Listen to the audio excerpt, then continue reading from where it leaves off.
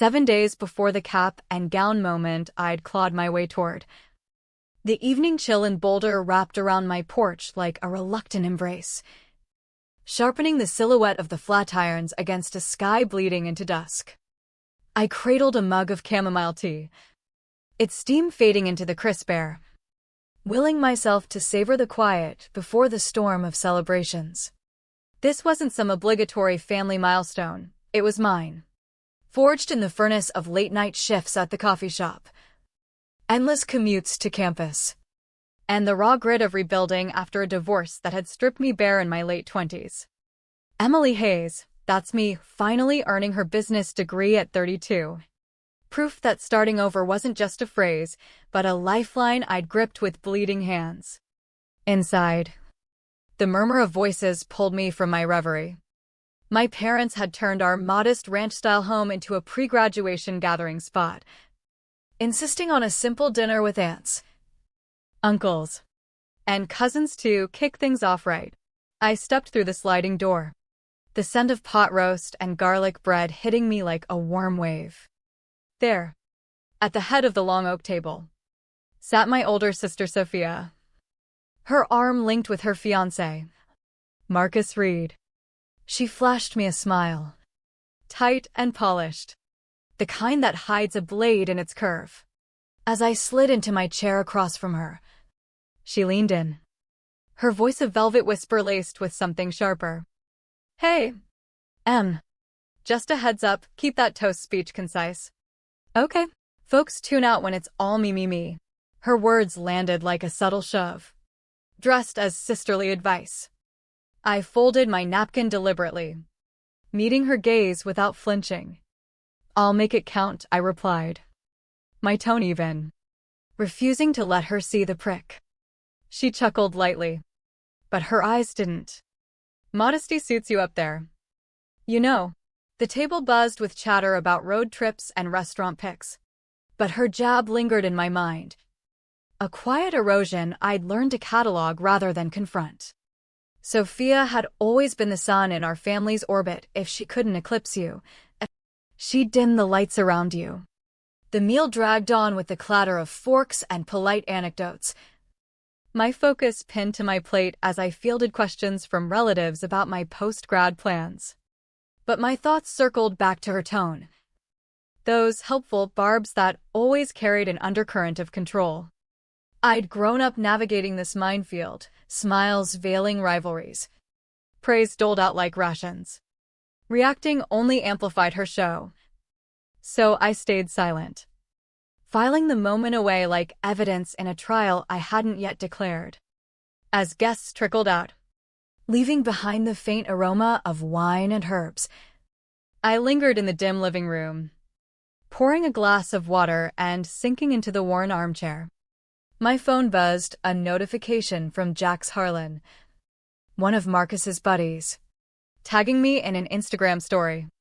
A snapshot of a cluttered bar counter lined with beer bottles, captioned, "Grad Bash gonna get lit AF beer mug."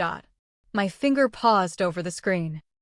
I didn't drink, and he knew it. Flashes of past pranks surfaced, the spiked punch at last year's 4th of July barbecue, the accidental elbow that sent a tray of burgers tumbling into my lap. Jax thrived on turning people into punchlines, watching for the flinch. I swiped away, but the image stuck, a splinter under the skin.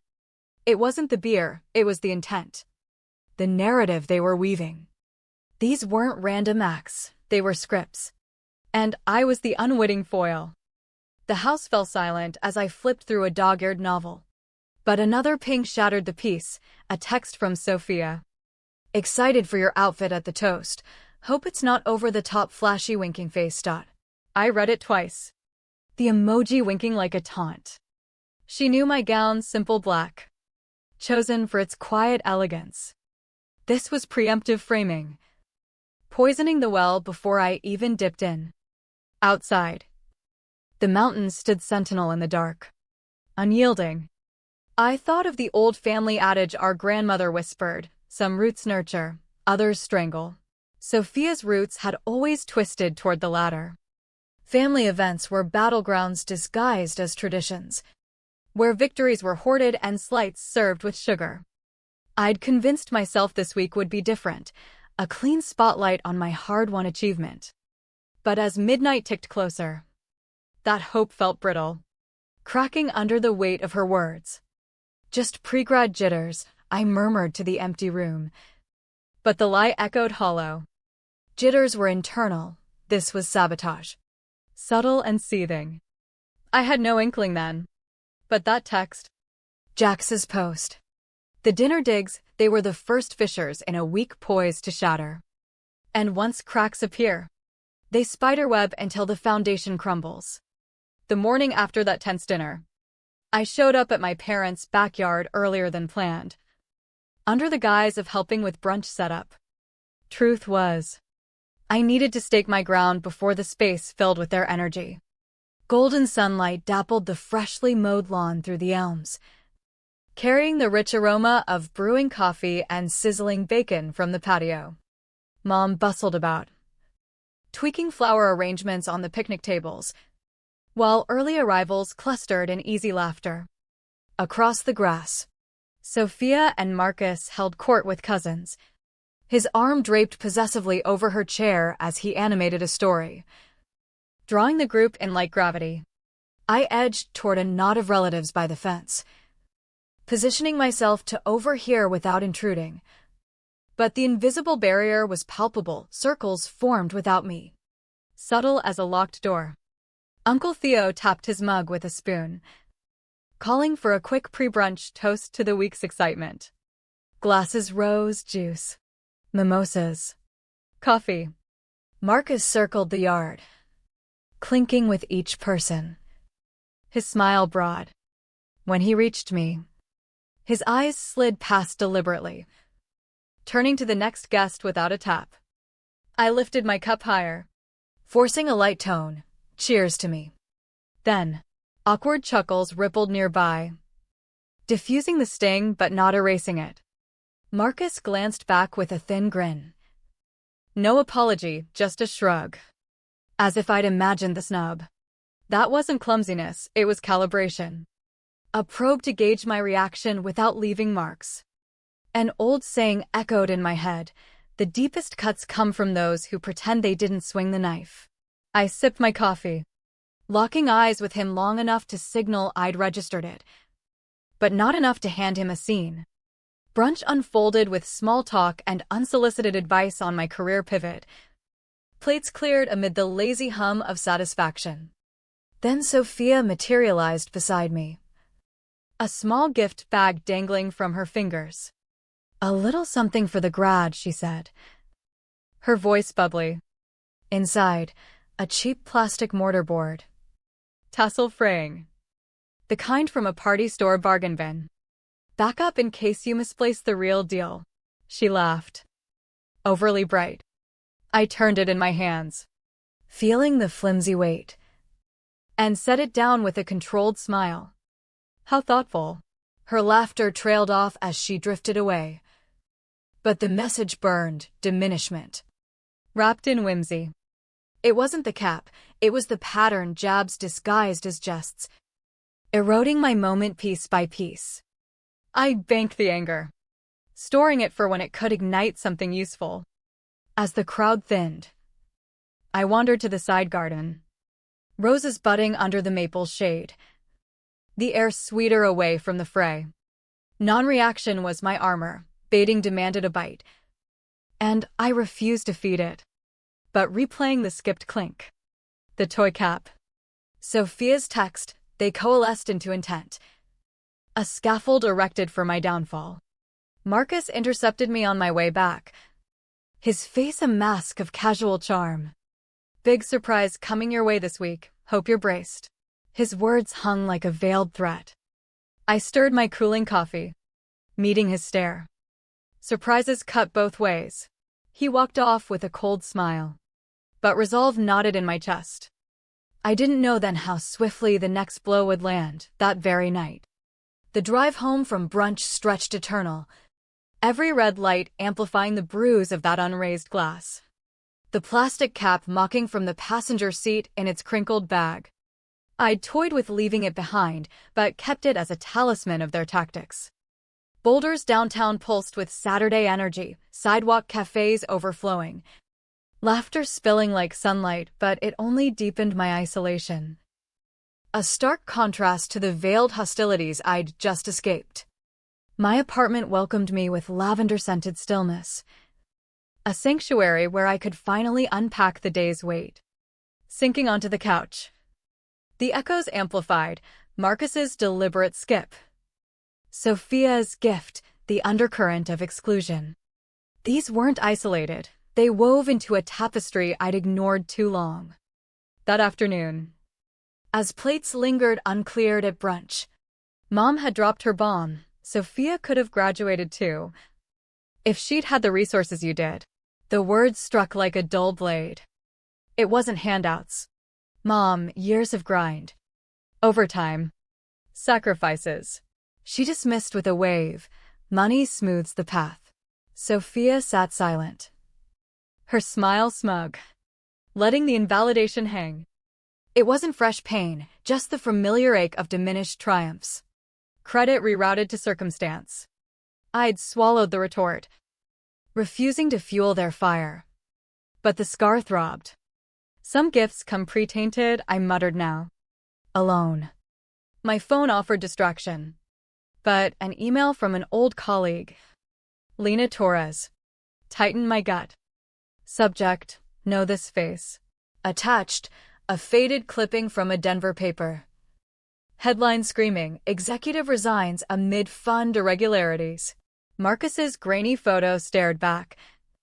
Details of quiet ousting over mismatched accounts, no charges. But the subtext reeked of cover-up. Cross-checks online confirmed it. Resignation facilitates progress. So that's your armor. I whispered. Buried skeletons. Presumed forgotten. This shifted the game, not mere pettiness. But ammunition. Pride goeth before the fall, I thought. Envisioning his perch crumbling. I didn't fire yet. Leverage demands timing. Evening descended.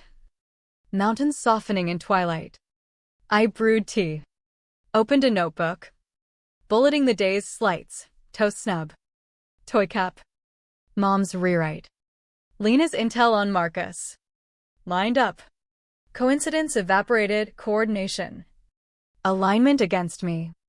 A group text pinged, Sophia. Marcus. Mom. Intimate dinner at ours pre-grad night. Be prompt. Intimate in quotes. Like a coded jest. Count me in, I replied curtly. Mind racing. Let's see whose intimacy bites. By dinner's eve. I'd armored up. Arriving at their sleek condo with steady pulse. The place screamed curated perfection, floor-to-ceiling windows. Ambient lighting, but the air hummed with performance. Relatives mixed with Marcus's circle. Smiles appraising. Sophia hugged me tight. Her floral perfume cloying. Come mingle. Then I spotted it, my gown. Hung conspicuously in its bag. Uninvited display. Let's unzip for a quick pic, she cooed. Already reaching. Moments later, whoops, left a kiss mark. Lipstick smeared boldly on the collar. Too precise for accident. Gasps mingled with titters. Dry cleanable. Probably, she said sweetly. I approached calmly. Taking the gown. Probably. Internally. I noted the public staging. Daring escalation. In the bathroom. I snapped photos, evidence preserved. Fool me once. Back out. Sophia handed water, for practicing your speech. Her slip soaked my notes. Backups on phone. Right? Her grin etched. I dried them in the kitchen. Mentor's mantra studying. Don't scramble, strategize. This was dismantling. Not disruption. Dinner progressed. Marcus regaling. Relaxed under her lead. Reconnaissance complete. Every mishap a ledger entry. At door's edge. Sophia beamed. Tomorrow's epic. I'm banking on it, I said. Eyes on Marcus. their epic would boomerang. The post-grad luncheon unfolded in a glossy Boulder venue, glass expanses, gleaming floors, buzzing with familial pride. I signed in. Checked seating, back row. Restroom adjacent. Bleach scent wafting. Message received, marginalization. Cousins whispered confusion. But Sophia waved innocently from prime seating. Lunch served amid polite exile. Then speeches. Microphone died mid my opener, tech fumbled. But suspicion brewed. I pressed on. Laminated notes in hand. Until the toast's pivot hit like thunder. Host called me up, applause tepid. Marcus rose. Beer in hand, not champagne, striding forward. Hold up. He toasted, splashing beer across my gown. Static crackling. Crowd gasped. I gripped the podium. Early refreshments? Uneasy laughs. He jabbed, now you match your GPA. Implication, fraud. I countered, earned every drop, story for the ages. Applause swelled. Reluctant but real. Sophia's grin gleamed, I filed it. Downstage. Marcus murmured, joke. Yours ends soon, I whispered. The room fractured whispers. Averted eyes. Then I caught it, Sophia and Aunt Clara's high five. Glee unchecked. Father's non-intervention cut deepest. Don't worsen it, he muttered. Walking away. Patterns resurfaced, overshadowed milestones. Unaddressed injustices. If none stand with me, I stand alone. Exiting. Phone exploded. Viral video. Me drenched. Captioned, Toast Trump speech. Internet dissected. Sides forming. Humiliation amplified. But so was my platform. Cool night air cleared the haze. But notifications raged, views surging. Comments polarizing. I replayed the clip. Zooming on edges, Sophia's smirk. Clara's clap. Screenshots join my receipts folder. Strangers' words echoed, staged. Shameful. The net's memory was eternal. This wasn't fleeting shame. It was enduring exposure. Home. I hung the stained gown visibly. A stark reminder. Drafted a post. Thanks for the support. Stories unfolding. Stay tuned. Teasing. Not defensive. Texted journalist pal. Kyle Vance. Leads exploding. Call. He did. Spill. I detailed Marcus's embezzlement. Linking to tonight's stunt. Years of erosion. Send proof. I'll verify. Pattern over punch, I said. Offense now. Brushing teeth. Anonymous message, full Draven dirt. Meet tomorrow. Solo. Allies emerge when enemies overreach. I was ready. The cafe's espresso hum masked traffic. Sunlight flooding tables. I claimed a back spot. Watchful. Door opened. Mid-40s man. Plane ring. Scanned. Evan Cole, ex-colleague of Marcus at the charity.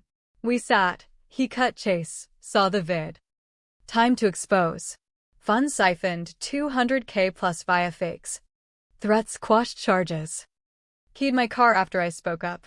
Files flipped, minutes. Spreadsheets. Braggy emails. North of intent proof. Why no? That smirk, untouchable no more. He emailed encrypted. Proof roared if timed right. Home. I mapped timeline, slights to splash.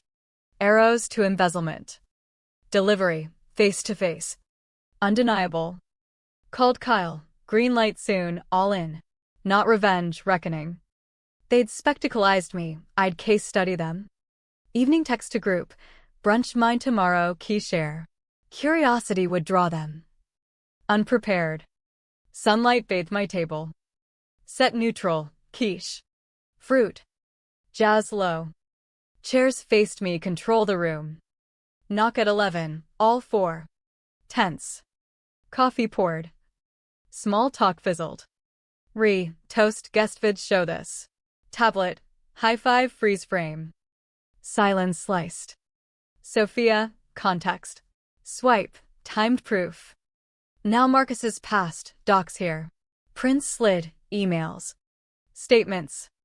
His laugh faltered, ancient. Resurrects fresh, I said. Clara silent, Dad plate-gazed. Options, Marcus ghosts family events. Or Kyle publishes. Sophia Sharp, family destroyer. You humiliated publicly called love? Meal tense silent. Doorway. Marcus, 1. Truth is. By week's end. Truth printed. Phone buzzed on, Kyle's link, front page, ex-exec tied to theft. Viral humiliation spotlights. Marcus headlined. Beer still embedded. Docs dissected. Social blaze, hashtags. Employer disavowals. Sophia's circle fraying. Heat kitchen, decide, cook or burn. Noon knock, trio sans dad. Sophia, ruined us. Self-ruined, I stopped shielding. Marcus loomed, realize. Yes, everyone does.